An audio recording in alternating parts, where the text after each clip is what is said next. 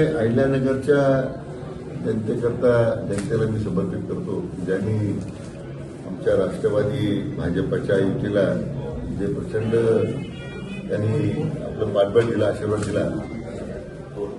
हा विजय आमचे विश्वनेता आदरणीय प्रधानमंत्री नरेंद्र मोदी साहेबांचा आहे. हा विजय आमचे देशाचे आपले कणखर प्रधानमंत्री माननीय अमितभाईंचा आहे. हा विजय ज्यांनी संपूर्ण राज्यभरामध्ये ज्यांच्या नेतृत्वाखाली आज जगदीपान यश पक्षाला भारतीय पक्ष मिळालं, ते राज्याचे लोकप्रिय मुख्यमंत्री माननीय देवेंद्र फडणवीस साहेबांचा आहे.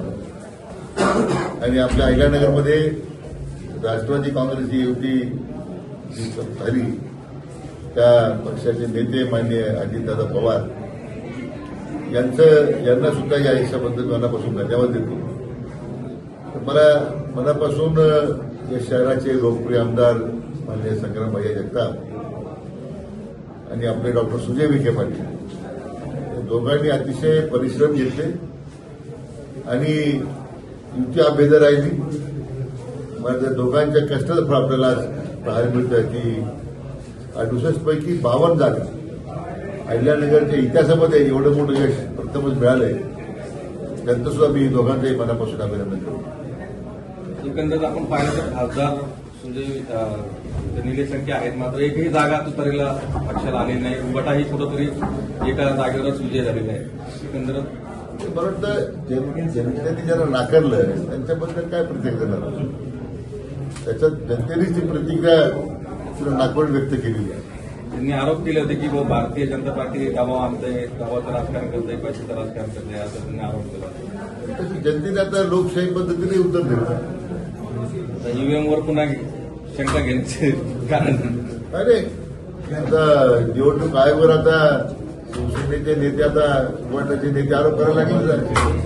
पराभव झाला की एक तर निवडणूक आयोगावर आरोप करायचे, काही तर पण फॅशन झालेली आहे, ईव्हीएमवर आरोप करायचे. त्यामुळे या लोकशाही प्रक्रियेमध्ये जनतेचा कौल स्वीकारायचा नाही आणि फक्त व्यवस्थेवर टीका करायची. करता करता जनतेचा सुद्धा त्याच्यावर आत्मविश्वास आला नाही. हे सगळ्या राज्यभरातल्या महापालिका निवडणुकीच्या निमित्त आपल्याला स्पष्ट दिसतं. प्रचारात दंड थोपटणारे आता मात्र निकालानंतर गायब झालेले दिसून येत आहे. त्यांनी काय करावं त्यांचा प्रश्न. आम्ही एक विशेष ते कार्यक्रम तो जनतेसमोर गेलो होतो. आमदार संग्रामभाई जगताप असतील, डॉक्टर सुजय असतील, त्यांनी एक विश्वासाचं एक विश्वासक असं अहिल्यानगर शहराचा विकासा करता लोकांना आश्वासन दिलं होतं आणि लोकांनी त्याचा विश्वास ठेवलाय, शिक्कामोर्तब केलाय. त्यामुळे मला वाटतं आता जनतेचा विश्वास सार्थक ठेवण्याचं काम आता या भाजप राष्ट्रवादी युतीला आपल्याला करावं लागलं. महापौर पदाचं काय सूत्र ठरलंय?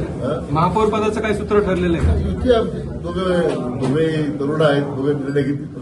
महाराष्ट्रामध्ये ठाकरे ब्रँड हे सध्या म्हणजे निवडणुकी महापालिका निवडणुकीमध्ये पुन्हा एकदा एकत्र आले होते, मात्र कुठेही त्यांचं जन्मत आला नाही. मुंबईतून नाही झाले आणि महाराष्ट्रात कुठं निवडणुकीत पूर्वी जर माझ्या प्रतिक्रिया पाहिल्या, मी सांगितलं असे कोणी एकत्र निवडणूक बदलत नाही, निश्चित त्याच्या बदल असं की ही लोकशाही पद्धतीमध्ये जनता जो आपल्यासाठी झगडतो, काम करतो, त्याच्यासाठी जनता त्यांच्या बदल उभे राहतात. मुंबईच्या पायाभूत सुविधा बदलताना एवढा मोठा प्रचंड बदल माननीय देवेंद्र फडणवीस यांनी करून दाखवला. कोस्टल रोडचं रोपण असेल, मेट्रोचं माध्यमातून असेल, आता सेतू आहे, आता इतकं मोठं इन्फ्रास्ट्रक्चर मुंबईमध्ये उभं राहत आहे. मला वाटतं त्यामुळे कधी नव्हत घरातून जागा व्हायचं, मग बाहेर यायचं आणि मग आम्ही एकत्र झालो म्हणून सांगायचं. हे आजच्या काळात जनतेला मान्य नाही आहे. हा मुंबई महापालिकेचा निकाल स्पष्ट सांगतो. पुणे महानगरपालिकेचा निकाल, पिंपरी चिंचवड नगर महापालिकामध्ये उभाटाला लोकांना नाकारलंय. राष्ट्रवादी शरद पवार पक्षाला नाकारलंय. सगळ्या ठिकाणी त्यांची दुर्दा झालेली आहे. मला वाटतं म्हणून म्हटलं की एकत्र येण्याने काही फरक पडत नाही. लोक या युतीला कंटाळलेले आहे की एकत्रित करणार असं दिसतंय निवडणूक. सर, महाराष्ट्र में